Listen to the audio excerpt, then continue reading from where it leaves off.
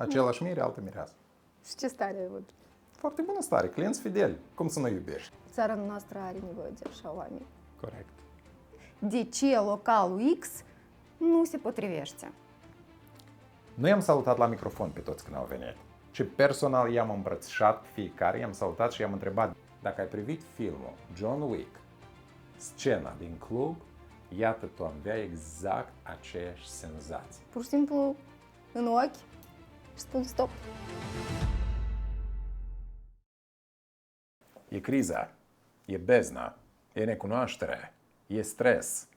Vorbim astăzi despre realitatea anunților din Republica Moldova.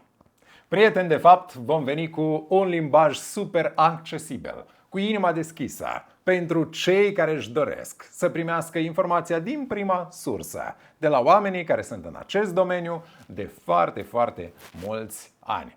Ana Moiseev, event manager, alături de noi, omul care își iubește mai mult clienții uneori decât familia sau câinele. Mulțumesc. Și un prezentator, Eugen Botnar. Mulțumesc pentru provocare. Noi pe piață avem câțiva wedding planneri buni, avem fotografi și videografi, câțiva buni, avem prezentatori, câțiva buni. Bun. Da? Da. Deci, în general, trebuie să înțelegeți că alegerea nu este foarte largă, în Deloc. principiu. Dacă a venit momentul în care voi sunteți în pregătirea de nuntă, e adevărat, când auziți fraza că trebuie să vă mobilizați cu un an înainte și să vă grăbiți să prindeți ceea ce vă doriți. S-ar putea să fie târziu, dacă Foarte sunteți târziu. foarte aproape de eveniment. Deci ce e bun e ca peste tot. E puțin. Da, foarte puțin. Dacă noi avem un local X și oaspeții Y, nu se primește nimic interesant, da? Pentru că nu este conexiunea asta. Și parcă oaspeții ăștia au trebuit să fie în altă locație. Și e că aici eu vin cu sugestii, eu vin cu un ajutor, pentru că eu sunt foarte directă. Eu le spun, cer scuze, dar localul X nu este potrivit pentru voi, pentru conceptul care îl doriți voi. Aici, real, dacă clienții mei vin cu un local deja ales, eu pot să le spun foarte ușor și liber că, vă rog frumos, haideți să ne gândim și să vin cu sugestii, cu păreri de ce localul X nu se potrivește. Și acolo poate să fie o mulțime de momente care nu îmi plac mie, în primul rând, ca organizator, care are cerințe de la un local. Acolo sunt mai multe puncte, dar primul este bucătărie, da, care trebuie să fie destul de interesantă, atitudinea staffului. Tot foarte mult contează. În primul rând, real, contează stafful. Ce sunet în sală, ce spațiu în general, căcui decor, da? Pentru că asta tot foarte mult joacă. Dacă mireasa este îmbrăcată într-o rochie clasică și să fie într-o sală mai mult rustic, nu se leagă unul cu alta. De asta aici eu vin cu păreri. Și nu că păreri, dar cred că eu chiar le conving că trebuie de schimbat sala. Și după asta ei îmi spun mulțumesc. Pentru că după asta ei înțeleg. Chiar am avut un moment că noi am schimbat sală. Clienții nu au fost din Moldova, au fost din România. Și din cauza că ei nu știu piața noastră, ei au ales o sală cei care le-au spus că este super pentru ei. După discuția noastră, ei totuși doverились mine. Da, eu să trec în rusă, dacă nu vine. Și clienții știu că asta este ceva ok. Și după când noi am luat decizie că o să colaborăm cu sala Y, după asta, peste o săptămână după evenimentul lor, a fost o nuntă la prieteni în sala X. Și ei mi-au spus, Ania, mulțumesc mult, bucătăria poate să fie mai bună, că nu le-a plăcut practic nimic. Și aici e despre individualitate. Ceea ce simt eu când comunic cu clienții mei. Ceea ce chiar contează pentru mine, că eu anume simt ceea ce este a lor și ceea ce nu este a lor. Și să le spun asta lor. Pentru că pentru mine nu este pe primul plan ca eu să ies la evidență ca organizator. Ca eu pot să fac și asta și asta. Da, eu pot, dar asta nu e despre mine. Eu vreau ca asta să fie evenimentul despre ei. Să vă povestesc ceva despre Ana. Da? Până continuă. Hai. Ana este una dintre puținele organizatoare de evenimente care poate veni în fața unui om cu renume care are program în scenă să-i arate că programul e timpul să-l încheiem. Deci are un soi de insistență organizatorică, politicoasă, dar obraznică pe alocuri și îi reușește, iată, să convingă și niște celebrități care în fața altcuiva n-ar reacționa pur și simplu. Cum face asta și de ce? Fac pur și simplu un gest. Da. Da. Și de ce te ascultă? Cred că îl fac foarte încrezut în mine, știi? Că nu este în control. Pur și simplu trebuie de făcut și atât. Da, chiar îmi permit asta și asta se întâmplă într-o secundă. Pur și simplu în ochi și spun stop. Mie îmi place insistența ta, consecvența, clienții pe care îi alegi și atitudinea ta față de evenimente. Hai să le povestim oamenilor cum ai intrat în acest domeniu și apoi vom vorbi mai departe despre nunțile în general și despre detalii pe care trebuie să le cunoască. Da, aici trebuie să spun adevăr. Cred că prima dată, pentru că doar o dată cineva m-a întrebat pe Instagram și eu am răspuns, dar asta a fost de mult timp, pentru că nu prea vorbesc în general despre mine. Nu îmi place și chiar îmi este și acum foarte greu și mi-a fost greu să accept ca să fiu aici și să vorbesc română. Nu apreciem acest fapt. Mulțumesc și eu. Chiar el este vinovatul că eu sunt aici și că eu deja sunt în domeniu în organizare de 6 ani, dar îmi place ceea ce fac foarte mult și Eugen a fost mentorul meu care m-a învățat și care întotdeauna îmi spunea că Doamne, dar așa de bine să primești, tu trebuie ca să te ocupi. Eu în general mă ocupam cu altceva, absolut. Și tu, nu, trebuie să faci asta. Foarte bine îți reușești, pentru că tu, atunci când mi-ai spus că tu foarte bine pui oamenii pe loc și ei încă asta înțeleg deodată, fără ca să vină cu pretenții, ca exemplu la mine la evenimente, niciodată stafful nu consumă alcohol. Asta este o regulă care nici nu se discută, pentru că eu nu mă tem și nu îmi spun mie, Ania, ai совесть să spui la oameni ca ei să nu se apropie la candy bar? Nu se apropie la candy bar. Nu. Deloc. Zero. E interzis. Ana este ca un jandarm la nuntă. Da. Eu sunt de acord. Dar cel bun jandarm. Stai, eu continui despre cum s-a început. Eugen a fost cel, acum îmi reamintesc, că tu ai fost cel care mă suna și îmi spuneai că am așa clienți chiar au nevoie de tine. Și eu chiar mi-a fost frică, pentru că, ok, am știut, am organizat un eveniment a prietenii mei, Olesia Ceaikovskih. Olesia, salut! Știu precis că o să uite.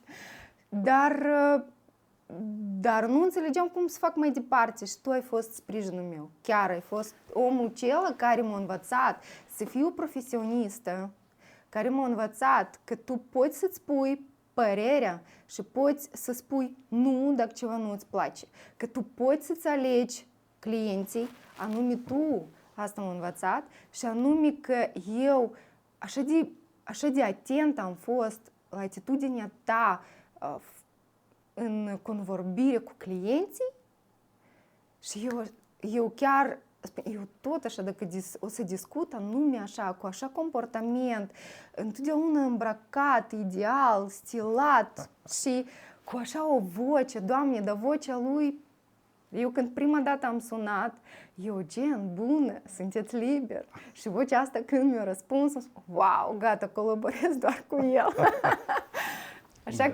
Așa că tu ești pentru mine un exemplu și cel care chiar parcă știi, mi-a arătat toate plusurile și minusurile și chiar el este întotdeauna primul în lista mea, dar nu că ești prietenul meu, da? Dar pentru că real ești super profesionist, pentru că ai o atitudine aparte față de clienții noștri. De ce spun noștri? Pentru că și tu ești om care intră în suflet la client, care real pentru tine contează că tu să nu fii doar un om care moderează, da, evenimentul lor, dar anume să le știi, să fii prieten, să stai cu ei la o cafea, să râdem, pentru că la noi se întâmplă așa că noi discutăm cu clienții o oră despre eveniment și o oră despre viață, despre călătorii și întotdeauna eu aflu ceva nou despre omul acesta. Real ești un exemplu. Și tot vreau așa de mult să călătoresc ca și tu, pentru că se odihnește el mai mult decât eu. Iată, mândru de ucenicul meu. Prieteni, Ana a specificat un lucru foarte bun aici. Atitudinea noastră față de clienții noștri, pe care eu am încetat să-i numesc clienți în general, de o perioadă. Noi numim deja prieteni. Oamenii cu care relația noastră au ajuns deja la un alt nivel. Practic, noi nu căutăm deja în afară clienții noi, ei dau peste noi, ăștia noi, dar avem o bază de oameni în lista cărora, în telefon, noi suntem practic ca și medicul scris acolo. Deci medicul scris, este juristul scris, este scris serviciul auto, la care se deservesc regulat și este, iată, în listă organizator sau prezentatorul lor. Prezentatorul nu doar a familiei, dar este prezentatorul neamului. Și iată, asta în cazul meu o simt. Ei uneori pot schimba data, de exemplu, evenimentului, în dependență de disponibilitatea mea. Da. Am avut în acest an un eveniment unic, prin faptul că, bine, a fost la noi în țară, unic prin faptul că acolo, din 150 de oameni, probabil erau 10 persoane care n-au fost niciodată clienții mei. În rest au fost toți oamenii, îți imaginezi, din gașcă în gașcă, din gașcă în gașcă, ei la un moment dat, comunitatea asta de afaceri aici la noi e suficient de mică, încât s-au adunat toți la un moment dat la un loc și bună ziua. Și eu în seara aceea n-am spus niciodată doamnelor și domnilor. Eu în seara aceea i-am numit doar prieteni. Bine ați venit, prieteni, urmează asta sau asta. Și tot în seara aceea, nu i-am salutat la microfon pe toți când au venit, ci personal i-am îmbrățișat pe fiecare, i-am salutat și i-am întrebat de viața, de familia lor, de afacerea lor sau de noile realizări pe care le cunosc, pentru că mă văd la evenimente frecvent. Iată, ăștia suntem noi. Eu cândva priveam de la o parte tot ce se întâmplă în evenimentele din Franța, de exemplu Coasta de Azur. Acolo sunt câteva agenții în care proprietarul unei agenții merge acasă la client, se așează la un ceai și discută despre ce urmează să se întâmple la evenimentul ăstuia. Și eu zic, la noi în țară o să se întâmple asta vreodată, se întâmplă, iată, se întâmplă. Da. Și asta e frumos. Când trece, când deja nu mai ești doar un prestator, furnizor de serviciu simplu, ci ești omul lor de încredere. Da. Ei mă sună nu pentru că sunt doar un cap vorbitor. Pentru ei nu contează ce cuvânt spun, ce cuvinte eu spun sau ce frază din scenă. Și nu contează cum arăt, că ei știu că o să arăt bine. Dar pentru ei contează că ei mă văd acolo și ei simt siguranță. Încredere totală. Da, ei au siguranța că evenimentul lor va fi bine. Deci iată nivelul la care ajungi și te simți bine.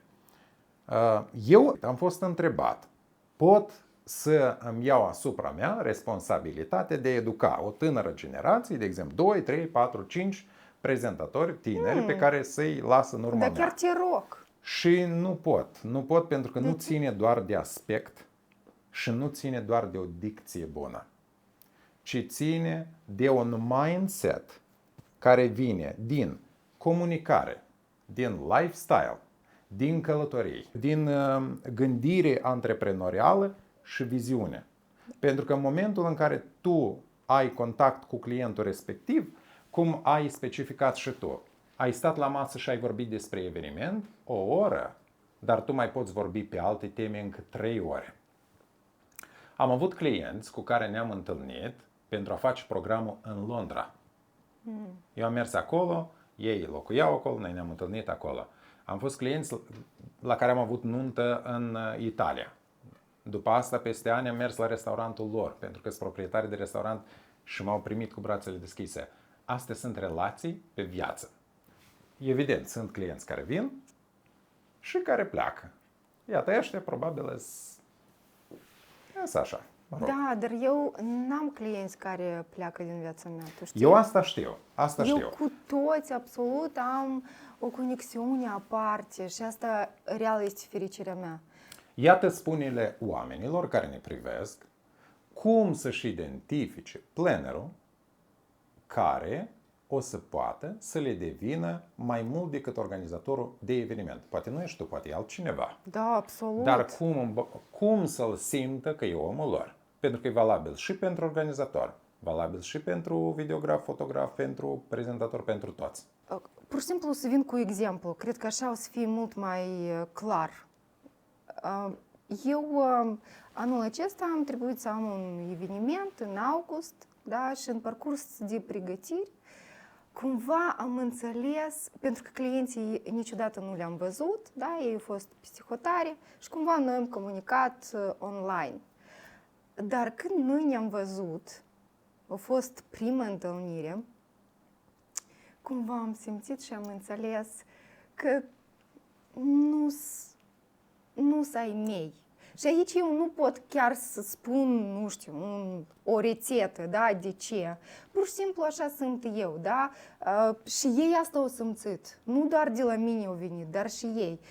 Pentru că sunt oameni care fac asta doar pentru, hai să fim sinceri, pentru bani, pentru placul cuiva, pentru placul părinților, pentru placul, nu știu, prietenilor, rudilor. Nu contează, da? Dar mie totuși îmi place oameni care, ca și eu, care știu precis ce vor. Care știu că vreau așa, da, să fie pe placul tuturor, dar totuși să fie despre mine. Și e că noi când am discutat cu ei, eu am organizat absolut tot, pentru că sunt un om foarte corect și sincer.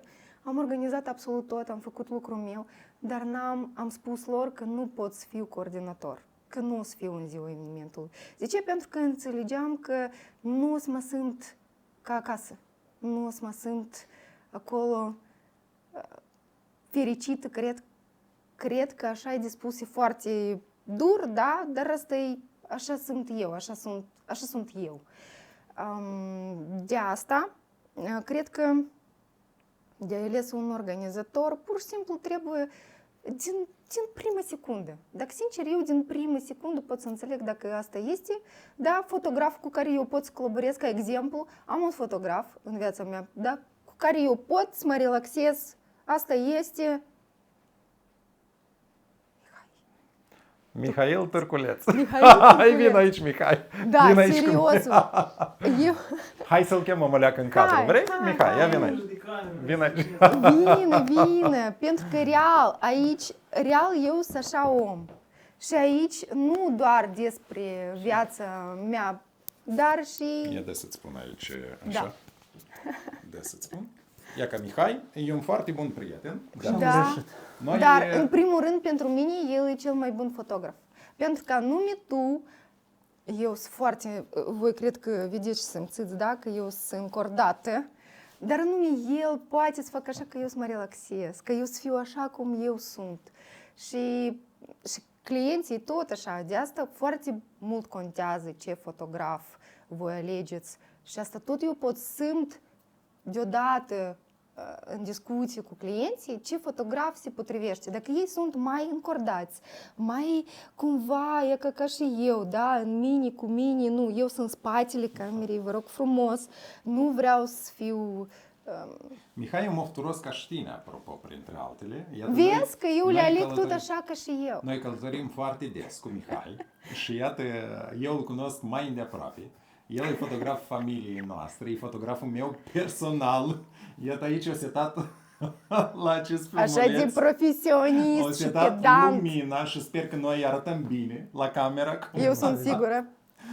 Hai să-l întrebăm pe Mihai de ce el e mofturos și să ne povestească el cum își alege clienții, pentru că e tare, tare selectiv și el la clienți. Pentru că noi și ne-am pe bună strâns aici. dreptate, pe bună dreptate, real.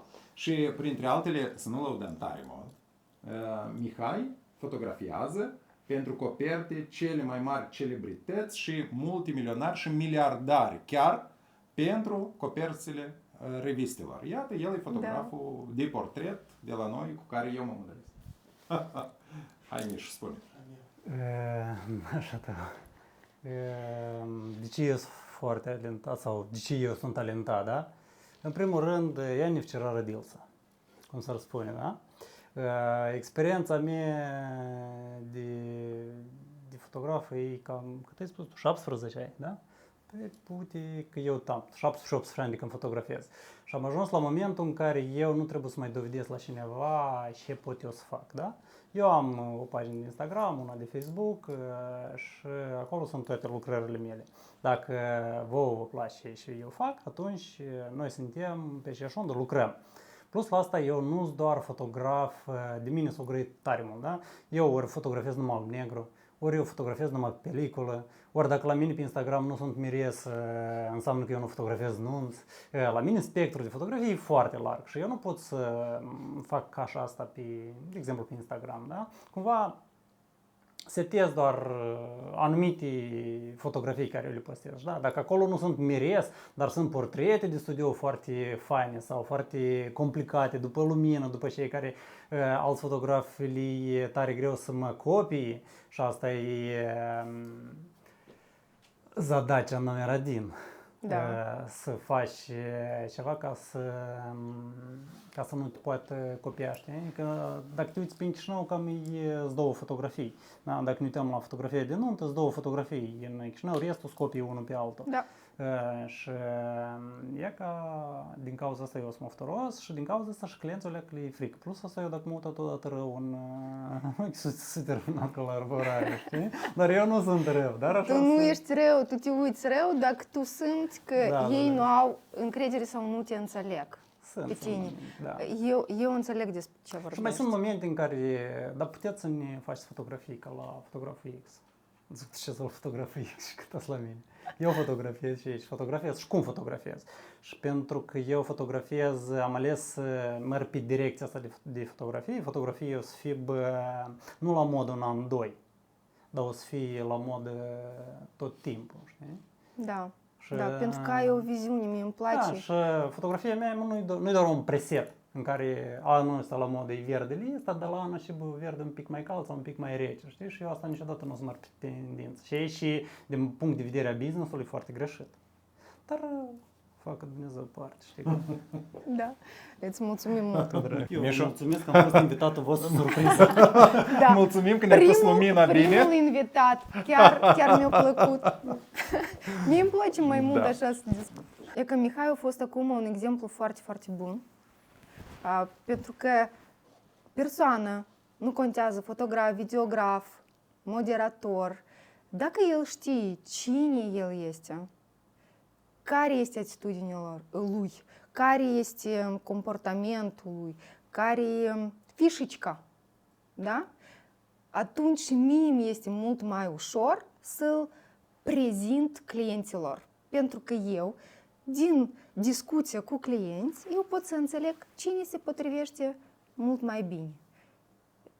Dar dacă eu discutasem cu un fotograf, videograf și eu înțeleg că el singur nu prea este încrezut în el. Oi, pot și asta, dar pot și așa, dar cum lor le place. Deja gata, eu real nu îl simt și nici cum nu pot să-l propun. Da? Ca și cu moderator.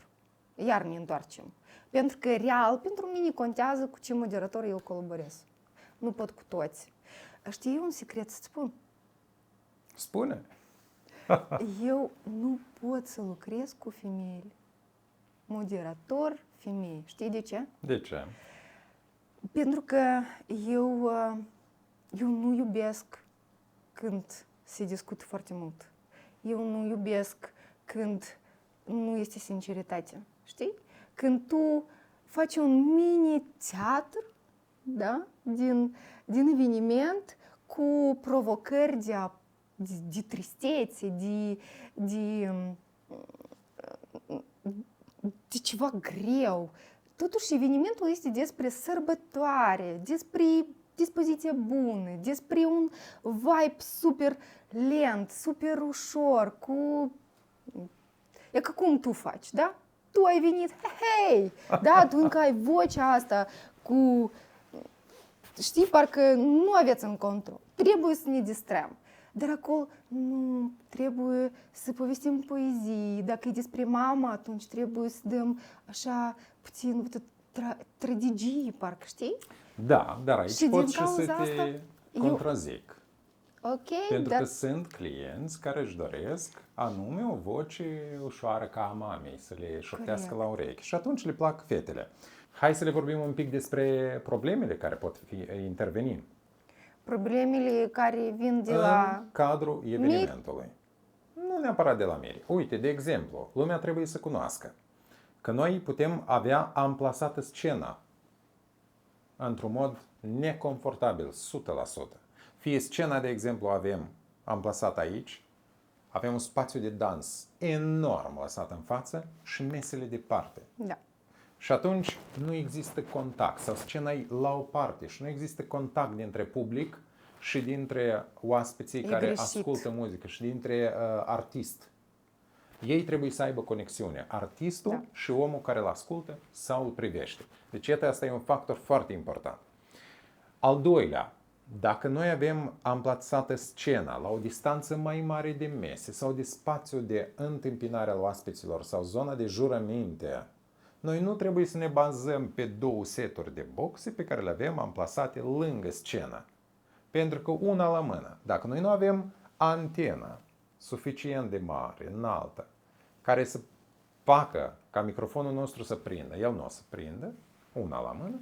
Doi la mână, dacă noi nu avem setată boxă acolo, și poate nu doar una, dar pe perimetru una, două, trei, la o distanță anumită, atunci noi o să ne auzim cu întârziere. Și imaginați-vă, uneori și pentru un prezentator, ăsta poate fi un disconfort. Dar mai ales pentru omul care nu vorbește în fiecare zi la microfon. El o să ia microfonul și o să-și audă vocea cu întârziere. Și o să înceapă să bâlbâie un om coerent care vorbește foarte bine, o să înceapă să bâlbâie din cauza disconfortului creat, iată, de microfonul acesta. Foarte mare atenție la setarea boxelor pe perimetru. Da, Și amplasarea meselor vis-a-vis de scenă. Noi trebuie să creăm un confort și o armonie între toți factorii pe care îi avem pe acest platou. Da, eu ascultându-te pe tine, eu înțeleg că oamenii care real n-au experiență, ei aud informația asta, da? Dar eu sunt sigură că ei nu prea înțeleg cum asta că tare trebuie să fie rezolvat, da? De asta, dacă voi planificați un eveniment neobișnuit, ceva super individual, pur și simplu nici nu vă gândiți să vă apucați singuri. Pentru că e ca așa detalii, dar sunt încă mai multe detalii, da? Dar detaliul tehnic contează foarte, foarte mult. Dacă este o sală obișnuită, unde deja este scenă sau trebuie de amplasat scenă și sunet, aici tot foarte mult contează cine o să fie pe scenă și ce o să fie pe scenă, da? Dacă câte boxe trebuie de pus. Ca exemplu, dacă noi avem un band simplu, asta este o variantă, da? de sunet. Dacă avem Alex Calancea, dacă avem Zdubii, dacă avem lăutarii, ca exemplu domnul Bodgros, atunci absolut alt sunet. Pentru că voi o să achitați o grămadă de bani pentru muzică, dar impactul de sunet, de calitate, de transmitere ceea ce se întâmplă pe scenă, în sală, o să fie zero. Și după asta o să spuneți că, da, ce a fost? Cam slăbuț. Dar nu a fost slăbuț din cauza că Zdubii nu a fost în stare sau domnul Bodgros nu a fost așa de bun. Pur și simplu, trebuie de gândit foarte bine și în momentul tehnic. Încă o greșeală foarte mare care pot să facă mirii. Ei când merg la un restaurant și localul începe să le ajute, da? Cu o listă de presitori, cu o recomandare. Ca exemplu, moderator, fotograf, videograf, muzică și așa mai departe, decoriști, cu care ei colaborează mai des, pe care ei le văd mai des, cu care le este ușor, poate că, da, de colaborat, din punctele acestea de vedere. Dar aici mirii pot foarte ușor să intre într-o capcană, da, și să înțeleagă că după spune, Doamne, pe cine noi am ales? Eu nu sunt fotograful, nu îmi plac pozele, nu îmi place muzica, pentru că ei au mers doar pe încrederea managerului, da? Dar ca tare, eu, ca exemplu, eu sincer spun, da, că aici se cere puțin mai mult repetiții, aici e mai mult profesionalism, dar restaurantul, din păcate, asta nu face. Și că aici trebuie ei să fiu foarte, foarte atenți, să nu meargă pe încrederea cuiva, dar totuși mai mult să se informeze. Pentru că este foarte neplăcut când tu achiți și după asta nu primești plăcere, nu ai fericirea asta, satisfacție că, wow, e ca ei îmi fac stare de bine. Dar muzica contează foarte mult. Deci concluzia este să nu acceptăm sugestiile din prima a cuiva, dar să selectăm, să ne documentăm, să apelăm, să avem întâlniri și să identificăm dacă ăștia sunt potriviți pentru noi sau nu. Sau cel puțin să ne documentăm din mai multe surse și să întrebăm. Pentru că dacă tu vei suna 5 fotografi, 5 banduri, cel puțin, iată, din circuitul ăsta de 25 de oameni pe care i-ai sunat, poți să-i întrebi despre unul, despre altul, între ei și deja o să-ți faci o concluzie. Da. Nu asculți recomandarea doar dintr-o primă singură sursă. Da. 100%. Eugen, am o întrebare. Ia zi! Uimește-mă! De ce ești așa de scump? Cum de ce? Pentru că am costume scumpe. Îmi place. O scumpiete de băiat. Dar real are costume întotdeauna foarte scumpe și plus personalizate. Eu tot vreau. Organizăm. Mulțumesc. Nu, hai serios. Costul este un rezultat a cererii și a ofertei de piață. It's just business. Eu niciodată n-am pus prețul pe primul loc și întotdeauna mi-a părut că e mic. Adică eu sunt ok cu asta. N-am o problemă. Hai să-ți spun altceva. Eu sunt uimit de faptul că mireasa e cea care alege întotdeauna. Știi? Și eu sigur întotdeauna că mirele o să spună că e cam scump. Dar tot mirele, la sfârșitul nunței, practic la toate evenimentele, vine și strânge mâna și spune: Eugen, dacă mai fac o nuntă, sigur tot Dacă prezint. mai fac o nuntă. Sigur tu ai să fii prezentă. Da, dar ai avut nunți vedem unde tu ai putut să fii moderator tot același mire, Da, ca băi, exemplu. da, am avut două cazuri, da. Același mire, altă mireasă. Și ce stare ai avut? Foarte bună stare, clienți fideli. Cum să nu iubești? Da! Da! Dar eu nu corect gândesc. Vezi? Vezi, dar eu Trebuie despre, să fii setat despre pe business. iubire, suflet, dar tu despre business. Dar nu, asta e glumă. Nu, e o glumă, sigur, e o glumă, dar am avut două cazuri și probabil băieții i-au ales. Da, nu au fost compatibili cu Asta prima e viața. soție. Da, se Asta e întâmplă, viața. se întâmplă. Noi suntem ok. Și Da. cu prima soție și cu a doua soție. Poți să-mi povestești ce eveniment a fost cel mai impresionant din cariera ta?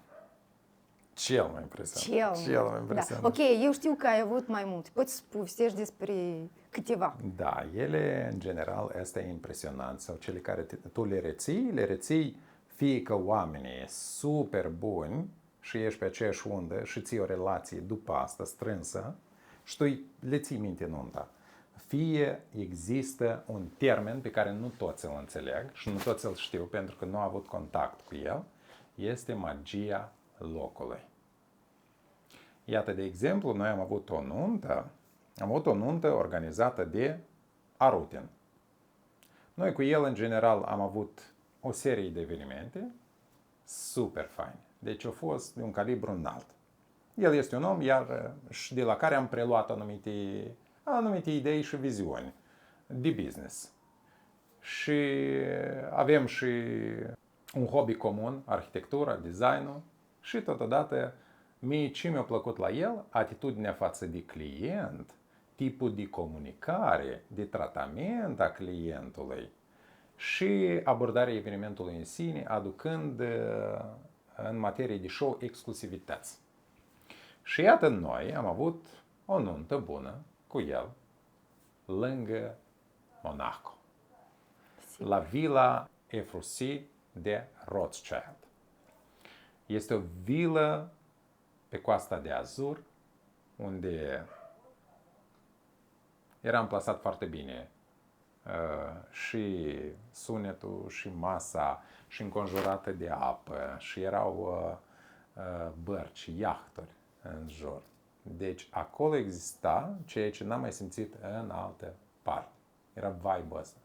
Tu îți imaginezi că și-zdop, când a avut evoluția în interior, în vila asta veche, dacă ai privit filmul John Wick, scena din club, iată, tu aveai exact aceeași senzație. Wow. Deci e fenomen, practic. Așa evenimente nu poți să le uiți pentru că tu intri la evenimentul ăsta într-o stare diferită decât ai simțit-o până atunci. Iată, ăsta e evenimentul deosebit. Iată, e o nuntă pe care n-am cum să o uit. Mai ales că mireasa este și o persoană publică în mediul online cu peste 5 milioane de abonați. Deci iată, a fost o nuntă magică și urmărită de toată lumea. Am avut eveniment pe malul mării în Grecia, am avut eveniment în Castel, în Marea Britanie, am avut eveniment în Italia, am avut eveniment în România cu mireasă rusoaică și mire român. Și noi, stafful, eram din Republica Moldova, cei care vorbesc și rusă și română. Dar mirele și mireasa între ei vorbeau în engleză, pentru că locuiau împreună în Londra. Și am avut acest eveniment în castelul Cantacuzino, în fața munților Bucegi. Iată, astea sunt nunțile pline de magie pe care eu nu o să le uit niciodată. Eu sunt sigură că ai avut mai multe evenimente. Și deja evenimentele din Moldova, locațiile de la noi din țară, care aici magia locului, să spunem, mă rog. Cât de simplu. Da, noi suntem des acolo și magia dispare. Dar rămân oameni buni și există o serie de artiști care mie mi-sunt foarte dragi, cum ar fi Cristofor Aldetedorovici, cum ar fi National Youth Orchestra, de exemplu. Iată, Andreanu Marian e mire și vom fi parte a evenimentului lui. După care sunt Zdop și Zdup, Orchestra Lăutari, Orchestra fraților Advahov, Orchestra fraților Ștefăneț, sunt lupii lui Calancea, sunt oamenii care nouă ne dau energetică la eveniment. Da. Trebuie să înțelegem noi, cei din domeniul evenimentelor, pentru că eu mai aud de multe ori fraza că sătul de sfera asta de activitate, gata, nu mai pot, nopți nedormite, nu mai place. Atitudinea asta reiese din mediocritate, probabil în momentul în care tu participi la evenimente mai puțin calitative sau tu deja nu mai ești omul potrivit pentru sfera respectivă.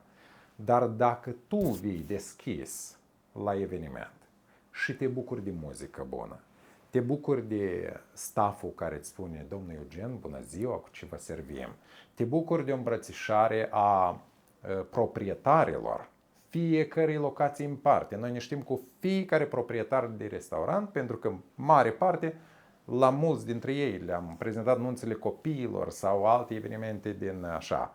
Precum și la nivel, dacă stau să mă gândesc și la nivel de țară în general, oameni cu renume mare, că nu o să le spunem acum, am avut evenimente la care am trecut prin detector de metale și am intrat la și cu pază pe perimetru. Și am trecut prin detector ca să intru la muncă, ca și prezentator, dar asta e fun, iarăși. E partea frumoasă, partea interesantă. E ceva deosebit, iarăși. Evenimentele cu restricții, da? Unde nu poți să filmezi. Evenimente, da, unde nu avem dreptul să filmăm și să postăm. Și asta tot noi suntem ok, noi avem destule. Da. Că tu nu postezi în general și nu te reclamezi. Iată, e interesant, vedeți? Care e partea interesantă în sfera asta noastră de activitate? E ușor să cazi într-o capcană a cuiva și să ai în rezultat un eveniment nereușit doar pentru că ai accesat anumiți furnizori de servicii care s-au reclamat foarte mult, nu neapărat având expertiză și nici măcar necunoscând foarte bine materia sau jobul pe care îl fac. Dar iată, pentru că au angajat o companie sau au umblat cu telefonul și au făcut foarte multă reclamă, voi ați angajat și ați primit ce ați primit. Da. Noi nu vorbim prea mult, nu. Preferăm. Eu, în general, nu vorbesc despre mine, asta e prima dată. Să vorbim puțin, dar să livrăm mai mult. Despre mine vorbesc clienții și asta îmi place foarte mult. Pentru mine asta contează. Ca după eveniment, când tu auzi, dar nu pleca, tu deja pleci, nu, hai să dansăm, hai să ne distrăm. Tu știi, când eu plec de la eveniment, eu plec foarte greu de acolo, cu un zâmbet pe buze, cu o fericire enormă. Și asta contează pentru mine foarte mult. Eu mai mult discut cu restaurant, ca exemplu meniu, eu întotdeauna particip la meniu. Întotdeauna. Și dacă mirii stau și ei nu înțeleg, ei vor carne sau vor pește, ei, Ania? Și eu înțeleg că eu foarte ușor le simt și le spun ceea ce ei real vor. Și asta îmi place la nebunie. Real, eu când simt că ei au încredere în mine la 100%, eu așa de ușor lucrez, eu decizii și se primește top. Ca evenimentul, ca exemplu care noi am avut cu tine, unde noi am avut pe scenă mai mult de 100 de artiști. Da, apropo, putem să povestim despre evenimentul ăsta. Da, chiar am avut pe scenă, am avut în scenă, am avut orchestra fraților Advahov, Ștefăneț, Moldovlasca, trompetiști, orchestră de trompetiști din 12 oameni. Și apoi am avut Zdubii, Zinaida Julea, Igor Rusu, da, au fost Angry Band, da? Au fost Fotescu. Vladimir Fotescu. Da, au fost. Și plus, scenariul dat a fost foarte complicat. Eu am participat la discuții. Ok, nu o să intru în detalii pentru că nici nu pot, da? Pentru că tu știi că noi avem evenimente unde noi nu putem să deschidem, chiar noi suntem deschiși, dar nu putem pentru că nu e despre evenimentul nostru propriu, da? Și a fost un scenariu foarte complicat. Nu a fost că vine doamna Zinaida Julea și cântă programul ei. Nu, a fost program special doamna Zinaida Julea cu orchestra. După asta prima dată pe scenă la evenimente private unde au fost 3 echipe de lăutari. Asta a fost ceva fenomenal, asta a fost ceva super complicat pentru mine ca organizator în primul rând. Tu ai filmat un filmuleț după eveniment unde toți mi-au scris, o mulțime de oameni. Ania, tu parcă ești drogată la ochi. Și chiar eu când m-am văzut, eu am înțeles că da, eu real acolo sunt așa de cumva pierdută parcă, dar nu asta, așa de concentrat am fost pentru că pregătirea a fost repetiție aparte, pregătiri, cine cum iese pe scenă, cine cum intră, pentru că aici tot trebuie de făcut logistică și pentru o echipă care este pe scenă când este vorba de așa un eveniment mare, da, de artiști pe scenă. Tu trebuie așa să faci ca la noi, oaspeții, să nu observă un haos între artiștii, da? Că fiecare artist trebuie să știe, bă, tu ai cântat, ai ieșit pe partea X, deodată ai fugit pe spațiu anumit. Da, oamenii nici nu-și imaginează cum e să gestioneze atâtea echipe, într-adevăr. Încă Unii se muzicieni. coboare și ei nu sunt cei mai ascultători. Unii se coboare, alții se urce, ei fac schimb de instrumente, Da, e complex. da. Ce vroiam să mai adaug aici, există foarte mulți prestatori care intră într-o stare de disconfort emoțional în momentul în care la eveniment participă invitați de rang foarte înalt, care aduc cu sine și necesitatea unui protocol, Da, de exemplu. rider. Nu neapărat. Există chiar și apariția protocolară a unor demnitari de stat, când vin, când pleacă, ce fel de atitudine trebuie să ai, cum trebuie să te comporți. Și mulți au starea asta de disconfort și se pierd în anumite situații. Prin asta e bun profesionalismul căpătat din experiență. Da. Tu rămâi echilibrat emoțional, necăutând. Ai tu în față un președinte de țară, 2, 3 sau un summit întreg. Ai tu toată paza de corp în spatele scenei sau cu ochii pe tine nu știu cine. Tu ieși, nu dai pe față niciun soi de feeling, de sentiment și îți faci munca exact așa de parcă ar fi un mediu obișnuit cu care sunt toți ok. Deci iată aici, dacă cuiva îi pare că este ușor, bine, este ușor după o perioadă, când atingi un anumit nivel de echilibru emoțional. De altfel, să nu vă pară că e așa ușor. Nu oricine ar putea să facă asta. Eu vă garantez. Sunt foarte multe detalii care noi putem să stăm să le discutăm foarte mult timp. Dar mie mi se pare că aici e mult mai ușor, pur și simplu, de sunat, dacă aveți întrebări și să discutăm. Eu real sunt întotdeauna deschisă pentru discuții. Eu întotdeauna sunt deschisă pentru a cunoaște oameni noi. Și asta nu contează, colaborăm noi mai departe sau nu, dar mie îmi place. O remarcă foarte bună aici. M-ai adus la un gând. Oaspeții sunt ca un burete. Ei vor absorbi exact ceea ce simțiți voi la nunta voastră. Dacă veți fi stresați, ei vor fi apatici sau indiferenți. Dacă veți fi veseli, ei vor dansa alături de voi. Așa că dacă apare o situație neprevăzută de disconfort sau o situație de conflict dintre voi, restaurant, voi, părinți, încercați să o aplanați, nu-i dați importanță, lăsați-o pentru a doua zi și bucurați-vă de momentul în care vă aflați. Pentru că nunta nici nu vă imaginați cât e de scurtă și dacă dați importanță detaliilor mici care ar putea să o afecteze, atunci ați pierdut-o și nu mai întoarceți înapoi. Da, și apropo, mulți întreabă dacă e posibil să prezentăm evenimentul în mai multe limbi. Da, și putem să o facem și Tu e chiar suficient de faci colorat. asta Da, perfect. e suficient de colorat. Și în rusă, apropo. Da, când Eu te bag în... cum știu pe mine. Da. Încercări, la încercări, da, provocări. Provocări, da, asta da. Când tu începi evenimentul cu doamnelor și domnilor, bine ați venit, ulterior, дамы и господа, добрый вечер, добро пожаловать, всех приглашаем, да? După care, ladies and gentlemen, good evening and welcome to the best wedding party you have ever seen, da? Deci, Asta e despre profesionalism.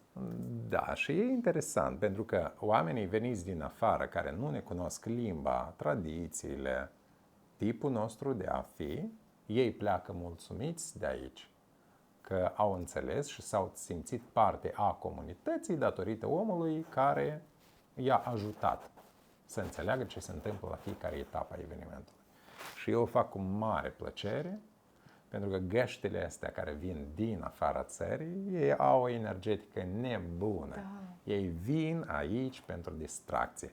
Ei sunt oameni sinceri, senini și deschiși. Da. Ador oaspeții, nunțile astea internaționale. Deci, iată, vin aici, noi suntem parte a acestor nunți. Dacă e cazul să plecăm acolo pentru aceste nunți, plecăm și în afară, cu mare drag. Prieteni, despre ce am vorbit astăzi au fost doar mici detalii din procesul amplu și complex de organizare a unui eveniment. Ați făcut cunoștință cu noi și sperăm să ne vedem deja în viața reală. Ana Moiseev, Eugen Botnaru. Și chiar dacă Ana este și business lady, eu cochetez cu arhitectura și domeniul imobiliar, ca și dezvoltator începător, oricum continuăm să rămânem pe acest meleag. Cele mai tari evenimente din Republica Moldova. Mai sunt încă o părticică mică din Moldova cu care n-am avut tangență la evenimente. Dacă nu o să avem tangență și cu ei, probabil deja poți să candidezi la președinte. Nu-i problem. Știi că ai alegătorii. Oameni buni, pregătiți buletinile, semnăturile în buletinele de vot. Dar știi că noi suntem foarte sinceri. Da. Da. Țara noastră are nevoie de așa oameni. Corect. Băieți, votați! Cât de bine a ieșit!